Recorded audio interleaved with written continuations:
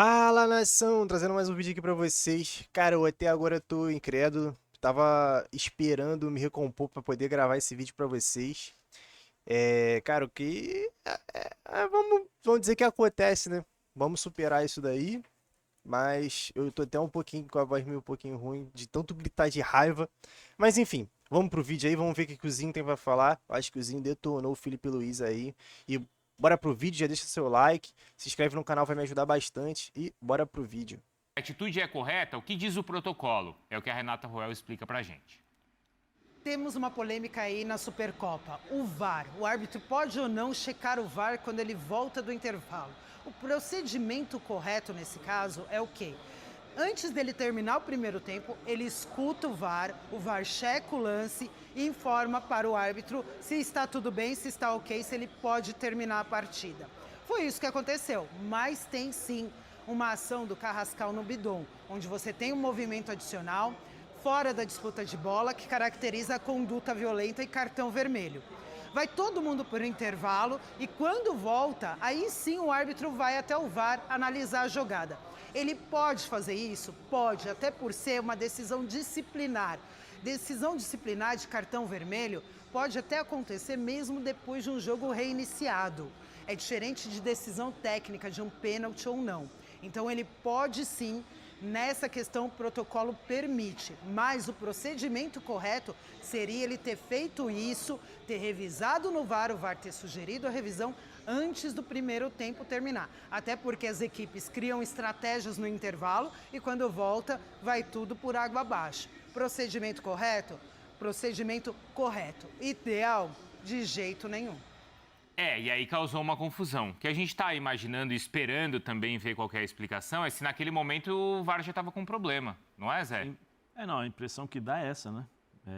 Porque as imagens, de novo, né? Eu vou falar por aquilo que é uma coisa padrão, uma transmissão padrão, aquilo que nós estamos vendo e acostumados a ver. Quando tem esse tipo de lance, existem várias câmeras, e a câmera que nos foi mostrada, pelo menos na transmissão, bem distante, não dava para você ver claramente. E era a câmera da transmissão, a câmera da Rede Globo. De fato, não dava para ver nada. Não dava para ver nada. E aí depois, quando volta, né? Quando volta, há uma imagem diferente, uma imagem muito mais clara, com um quadro basicamente fechado ali no lance, mostrando o soco do Carrascal no Bidon. Então, assim, o chefe de arbitragem, o Rodrigo Sintra, né, se puder vir a público, para mostrar, para que a gente possa entender, porque assim, o árbitro avisou os dois capitães, mas será que todo mundo estava sabendo que o VAR não estava funcionando? E assim, no momento ainda, no final do primeiro tempo, não é, Zinho e Mari? No final do primeiro tempo, quando o Bidon ainda está no chão, e o Bidon, ele, nesse sentido, ele cava, né, E ele, desde o começo do jogo, ele estava ali buscando alguma coisa. Como ele buscou contra o Cruzeiro e foi muito feliz, e como ele foi decisivo também no jogo contra o Vasco. Mas ali no momento em que ele está no chão, o árbitro está conversando aparentemente com a cabine, não é, Zinho? Está conversando com os jogadores ali em campo. Então esse áudio também precisa ser liberado, porque para a gente entender se naquele momento já tinha imagem ou não. Claro, a gente vai ter que ter explicações. Até para saber se... Porque jogou pro intervalo, né? Porque isso poderia influenciar em muitas coisas.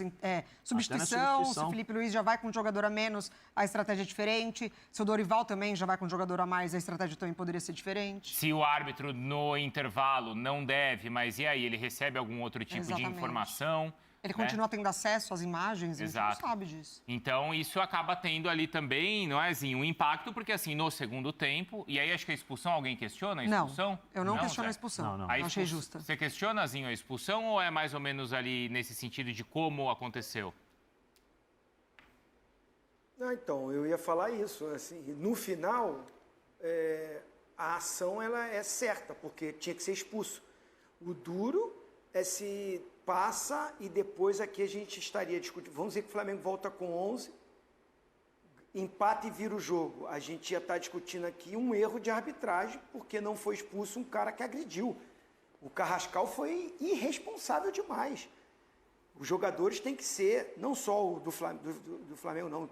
Eles sabem, mas agora tem que todo mundo estar falando. Gente, não adianta, qualquer movimento que vocês fazem vai aparecer, vai mostrar.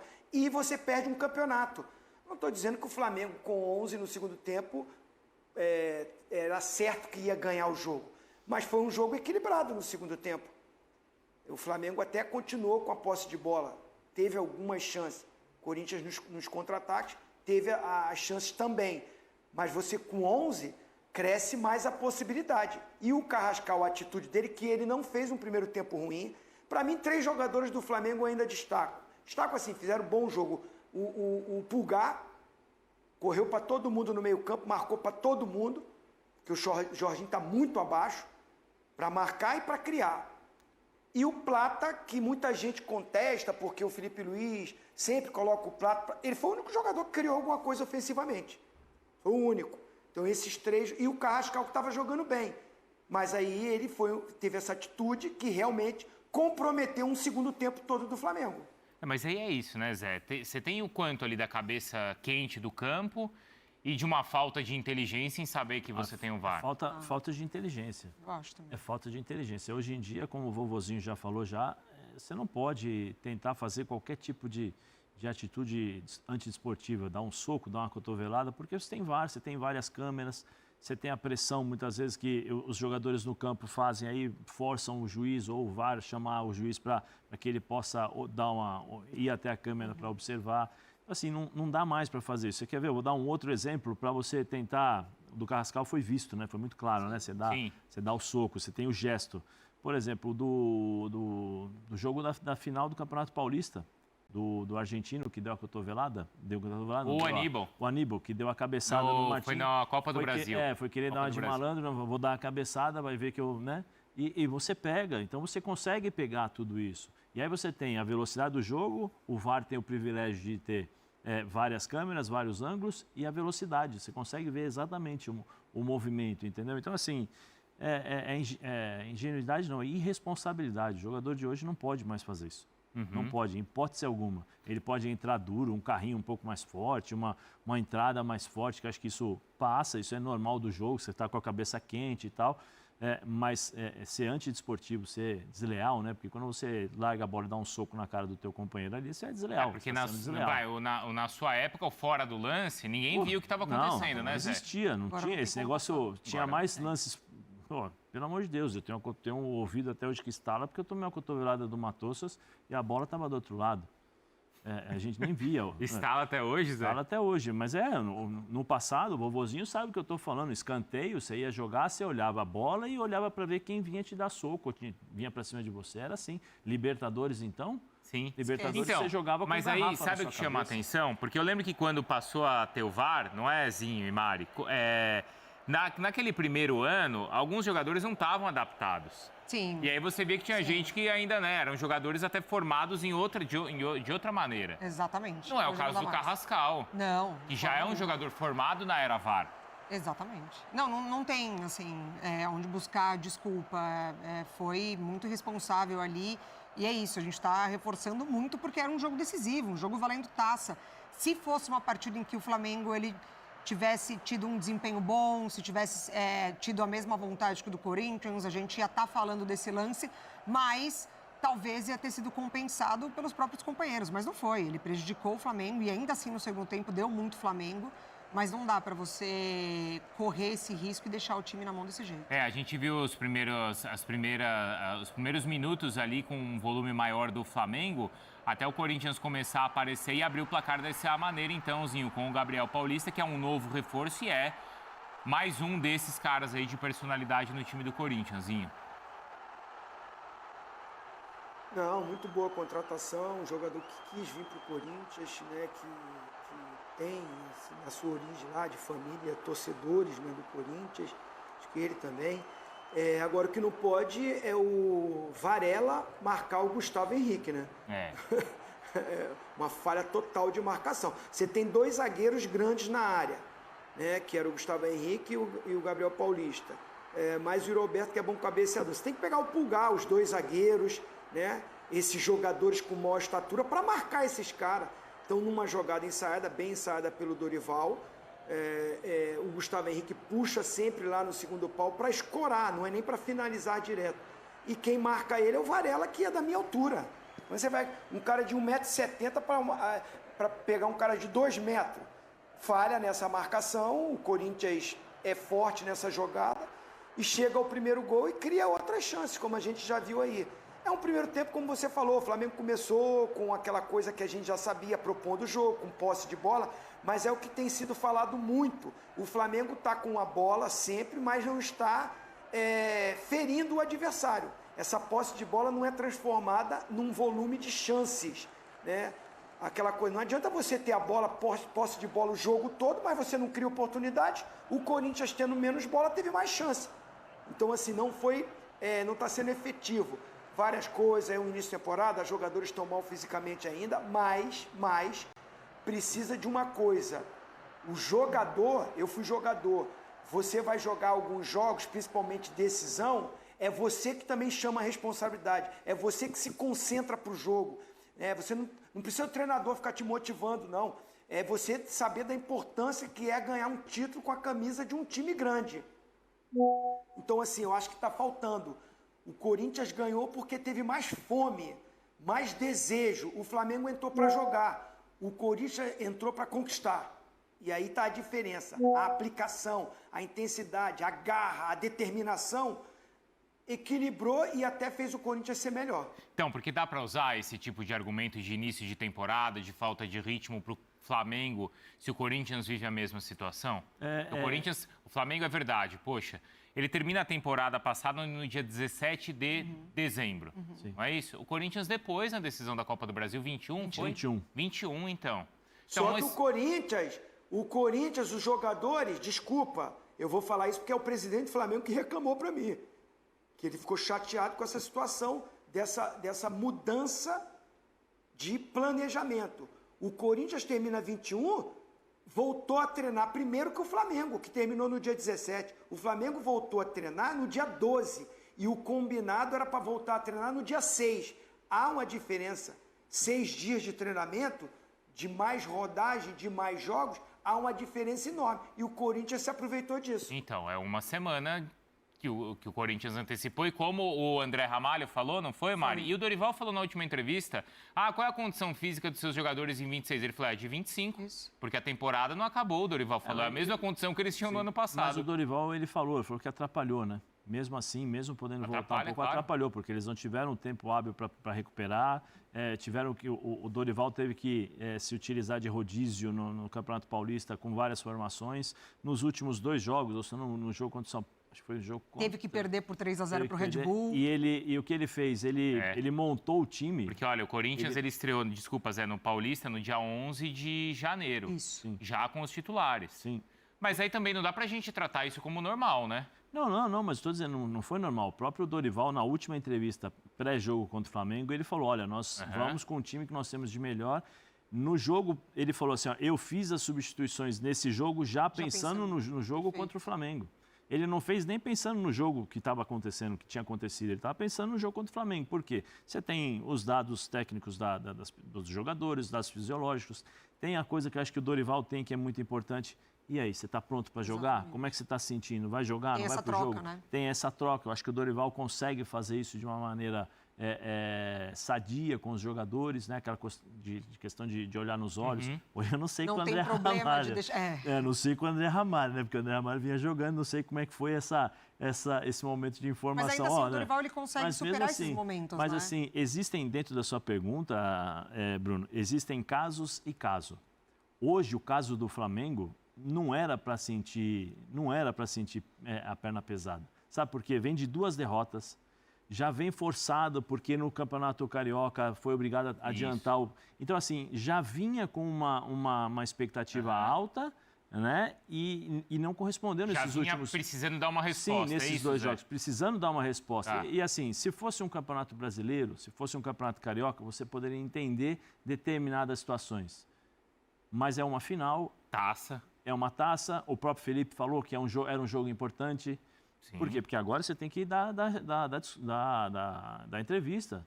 Você tem que explicar o que aconteceu. Você tem que explicar por que o time do Flamengo não consegue acelerar o jogo. Você tem que explicar por que não tem liderança. Porque as suas lideranças, como o vovozinho falou, você não consegue ver isso dentro de campo. Tem coisa que é o jogador. Pô, eu vou jogar contra o Corinthians. Eu olho, é impossível um cara não se motivar. A gente está falando de postura, né, de Zé? postura. Não só de Isso, taticamente as coisas não aconteceram, Lógico. né? É impossível você não olhar um estádio cheio do jeito que estava e falar assim, pô, eu vou arrebentar esse time, eu vou correr, eu vou... você cria mecanismos dentro da sua própria cabeça para falar assim, hoje não. Hoje eu vou matar, eu vou morder, vou arrancar a cabeça do jogador que vai jogar contra mim, porque eu quero ganhar.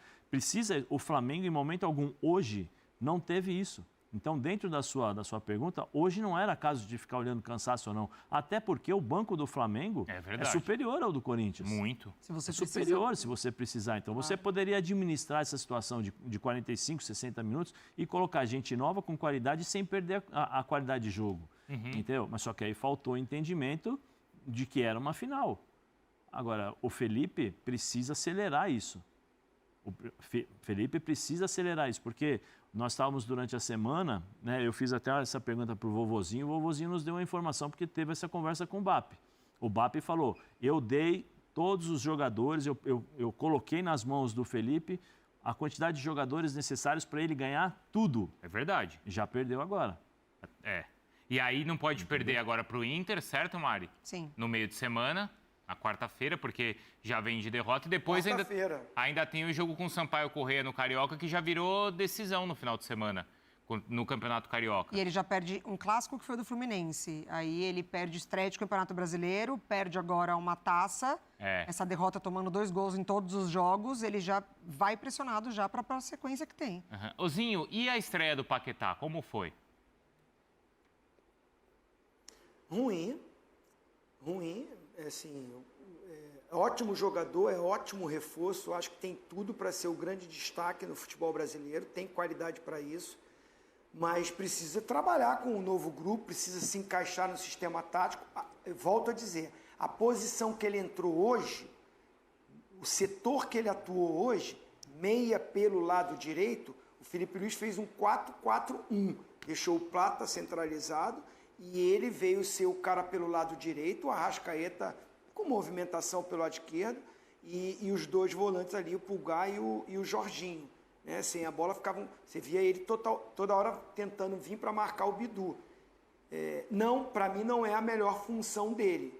Né? A não ser que haja bastante treinamento. Tal. Eu prefiro o Paquetá como um segundo jogador de meio, ele com o Jorginho, ele com o Pulgar, ou ele no lugar do que o Arrascaeta joga, centralizado, quiçá pelo lado esquerdo também. Pelo lado direito é a posição que eu menos vi ele jogar, meia pelo lado direito.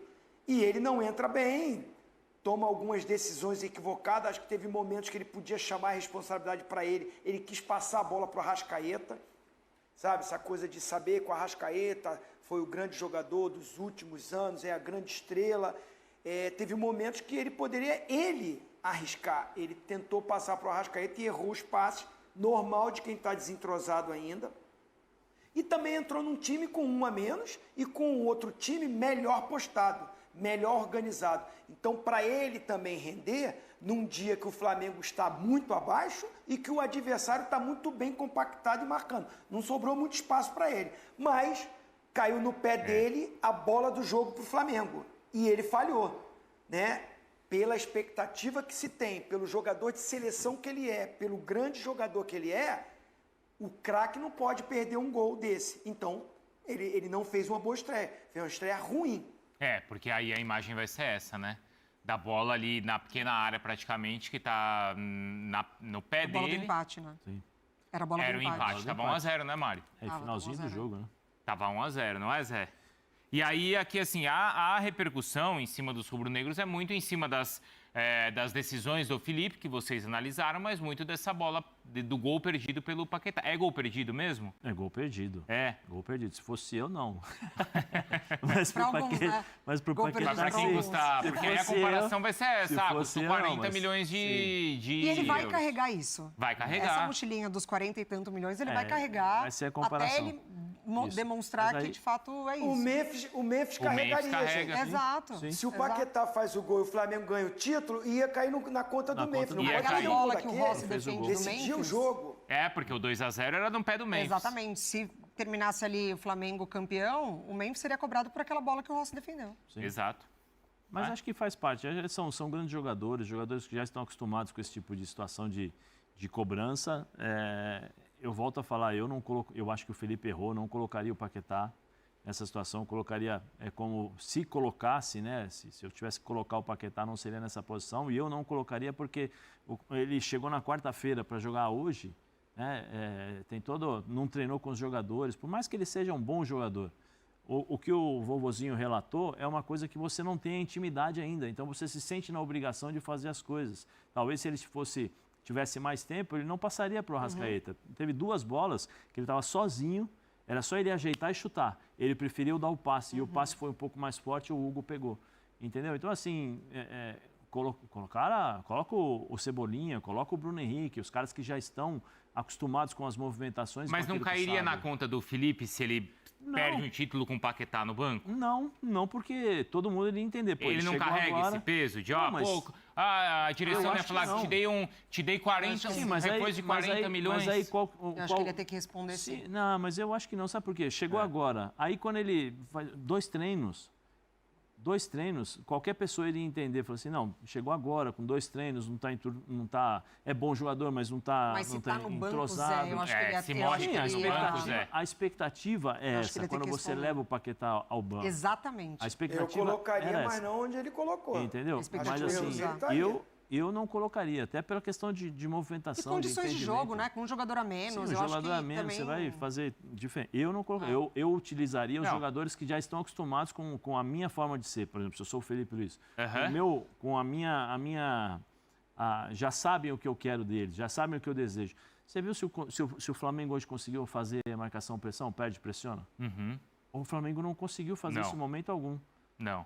Pressionava a bola lá em cima, né, na hora da saída de jogo, mas quando conseguia dar o chutão e brigar pela segunda bola, como o vovozinho falou no começo do programa, o Flamengo tinha dificuldades, a não ser depois que o Corinthians voltava lá para trás, aí deixava o Yuri brigando com o Yuri e o Memphis brigando com 3, 4 jogadores ali, que eram os 2 zagueiros mais o Pulgar. O Flamengo, em momento algum, conseguiu. Aí você coloca um jogador que tem uma qualidade sensacional, ninguém aqui está questionando o Paquetá. Mas se eu não conheço, é lógico que você vai precisar de um tempo para se adaptar. É a mesma coisa, eu tiro você do programa que você está acostumado, você nunca apresentou. Por mais que você esteja acostumado com o ambiente aqui, o estúdio e tal. Vem cá, Bruno. Faz agora o Mais Você da Ana Maria Braga. Entendeu? Você vai ter você vai tocar, porque você é bom. Entendeu? Você vai conseguir fazer o programa. Mas você não vai se sentir à vontade com câmera, com o que você vai olhar, onde você vai... Sabe, tem algumas coisas que são nesse aspecto. Talvez se fosse, como eu falei, se fosse um campeonato brasileiro, se fosse um campeonato carioca, tudo bem. Mas é uma final. É uma final. Sim. Entendeu? Então é o seguinte, Euzinho, onde é que você acha que... Qual seria a substituição ideal para o Paquetá entrar em campo? Onde você o colocaria? O De La Cruz no lugar do Jorginho, eu colocaria ele no lugar do Jorginho. Mais vitalidade física, menos marcação no setor que o Jorginho joga, intermediária, pega na bola toda hora, ele tem bom passe, ele tem boa movimentação, ele enxerga o jogo de frente, muito mais fácil para acertar os passes do que jogar como meia pelo lado direito para marcar lateral e para ficar de costas muitas vezes, para um jogador que está retornando, para entrar num time que está com 1 a menos. Então, o Zinho aqui, quando eu não estou falando num programa só, não. Quem estava vendo o jogo comigo aqui em casa, eu falei assim, eu voltaria com o Paquetá como segundo homem de meio campo no lugar do Jorginho, que não está conseguindo correr, não está conseguindo ditar o ritmo. O Paquetá vai enxergar o jogo de frente e ele está acostumado a jogar desse jeito. Colocaria o Bruno Henrique no lugar do Pedro, que não estava bem também, e colocaria o Cebolinha aí sim, ali no lado esquerdo, aberto ali. Foi o que você falou, né, Mari? Foi, exatamente. E aí é isso, porque você tendo o Paquetá nessa faixa de campo, a chance dele ajudar ainda nesse meio de campo, que o Corinthians no segundo tempo não conseguiu sair, né, praticamente, assim, ficou muito condicionado o jogo para o Flamengo. Mas você ainda consegue fisicamente proteger, mas você consegue encontrar alguma coisa lá na frente. O Paquetá é muito bom, né, nessa bola que ele enfia para algum atacante, ele ia ter opções pelos lados e com o Bruno Henrique. E agora, contra o Inter, depois Sampaio Corrêa, depois agora é pé embaixo em todos os jogos, né? Não tem essa, né, Zinho, de... Até porque vai ter que se provar, né? Eu acho que aí está um ponto nessa jogar, questão tem que ganhar para acalmar a vestiário. Então, mas aí é o seguinte, é com o Paquetá? É com o Paquetá no time ou não? Não, eu acho que ele vai colocar o Paquetá, mas não nessa posição. Paquetá não estava jogando nessa posição. O Paquetá era meio, jogar por dentro. Porque o Zinho falou do Jorginho, desde o jogo do Morumbi, o Jorginho e o Arrascaeta, eles já entram abaixo do ritmo do jogo, não é? Sim. E aí o São Paulo consegue virar. São Paulo consegue virar porque eles entram abaixo. Ele tem que acelerar. Eu acho que, assim, Bruno, o Felipe tem que acertar, ele tem que ver, ele tem que entender que os times adversários já entenderam como o Flamengo gosta de jogar, né? Já sabem como, então se posicionam, fecham o meio-campo, jogam fechados, explorando o contra-ataque. Os times adversários já entenderam mais ou menos como o Flamengo vai jogar. Nem sempre a tua técnica vai conseguir sair dessas linhas de marcação como os times adversários têm. O Fluminense fez isso, o São Paulo fez isso, o Corinthians hoje fez isso, e por falar em Corinthians, eles demoraram muito para entender o Carrillo, né? Chegou um determinado momento que o Rossi estava fazendo o passe de dentro da área para o Pedro lá na frente, porque o André saía para fazer a marcação, o Carrillo saía para fazer a marcação e deixava um espaço no meio-campo. E isso daí você precisa acertar, né? Você vem para cá, como é que funciona? Você espera... dali não dava sequência. Só que não dava sequência, né? Os dois jogadores abertos aqui, ou eles fechavam, ou vinham de encontro, você pode fazer uma tabela, devolve e os dois fecham para receber essa bola lá na frente. Então tem algumas coisas que ele precisa acelerar esse processo, ou entender o que é preciso ser feito, porque a partir de agora, não desde o ano passado, mas os times vão entrar dessa forma contra o Flamengo. Ninguém vai jogar de igual para igual com o Flamengo. Quem é o time que vai jogar de igual para igual, vai sair para o jogo? Ninguém. Porque se sair, vai dar espaço para o time do Flamengo jogar, dança. Né? Agora, só queria fazer assim, né? A gente está falando do Flamengo, mas o que o Bidon jogou... Nossa, não, o Bidon é isso. Eu acho que assim, a personalidade do Bidon, desde os confrontos contra o Cruzeiro, chama muito a atenção. Para mim, ali, desde quando o Garro sai... E o Dorival precisa do Bidon em outra função. Então Zé, mas é o seguinte, André, você acabou de falar o seguinte. Eu, vovozinho, a gente fala, será que o André não joga? Vai jogar o Carrillo, vai colocar um jogador mais experiente. O que esse menino correu hoje? Então, porque batalhou, brigou, lutou. A gente estava falando o seguinte, ninguém vai atacar o Flamengo, tal, e tudo bem, e isso a gente fala faz 6 anos já. Agora, o Corinthians, ele derrubou o Cruzeiro, que ano passado era super favorito na Copa do Brasil.